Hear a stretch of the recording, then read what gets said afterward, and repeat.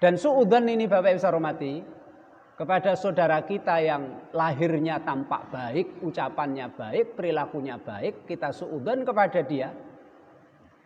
Imam Ibnu Hajar Al-Haytami,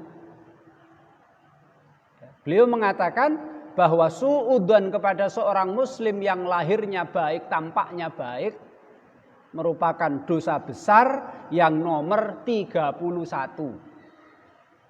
Beliau dalam kitabnya Az-Zawajir an Iqtirafil Kabair, larangan-larangan dari menerjang perbuatan-perbuatan dosa besar, beliau mengurutkan dosa besar 1, 2, 3 sampai ke 31. Yang ke-31 beliau tulis adalah suudzon bil muslim, suudzon kepada orang muslim. Kemudian Bapak Ibu saya hormati, seorang tabi'in yang doanya diijabah oleh Allah SWT. Tabi'in ini terkenal doanya selalu diijabah oleh Allah. Dan orang ini dianggap syekh besar meskipun dia umurnya masih muda.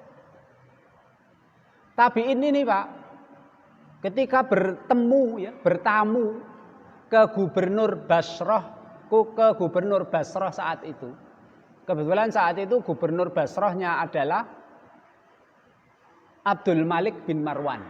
Sebelum Abdul Malik bin Marwan diangkat jadi khalifah. Rombongan Pak, ada syekh-syekh yang jenggotan-jenggotan. Cuma tabi'in ini yang bernama Bakr bin Abdullah Al-Muzani masih muda sekali Pak. Tapi disuruh di depan. Ketika bertemu dengan gubernur, dia disuruh di depan.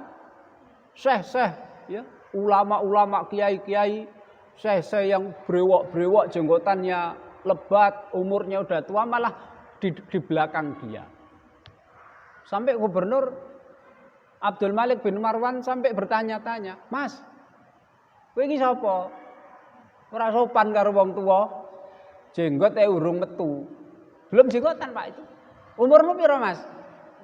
Dia jawab, "Wahai gubernur, umur saya seumur dengan sahabat Usamah bin Zaid ketika diangkat oleh Nabi menjadi komandan pasukan sebelum Rasulullah meninggal." Berapa Pak? 18 tahun, jenggotnya urung metu. Tapi setelah itu syekh-syekh yang lain itu mengatakan, "Wahai gubernur, dia itu guru kita, dia itu lebih pintar dari kita."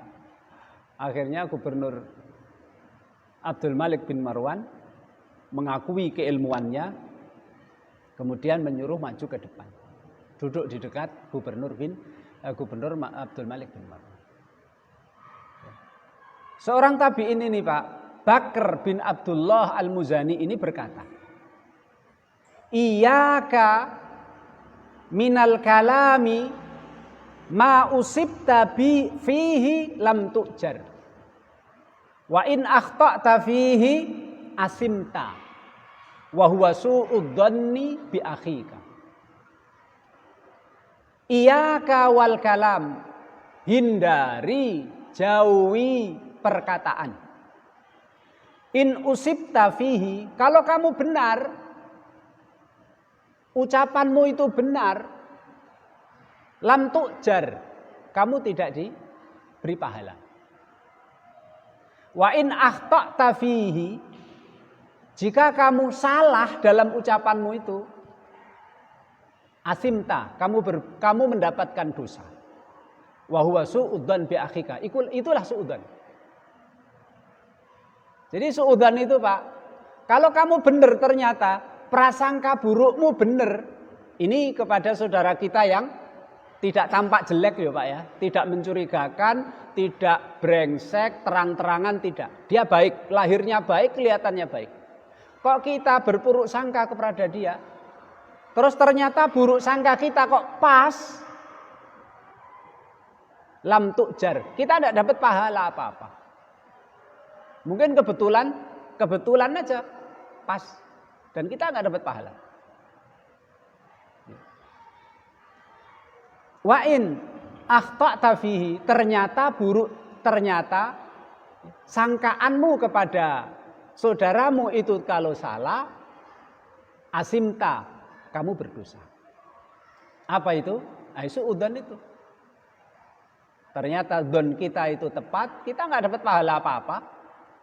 Tapi ternyata suudzon kita meleset, justru kita mendapatkan dosa. Dzon kita kok meleset, maka kita mendapatkan dosa.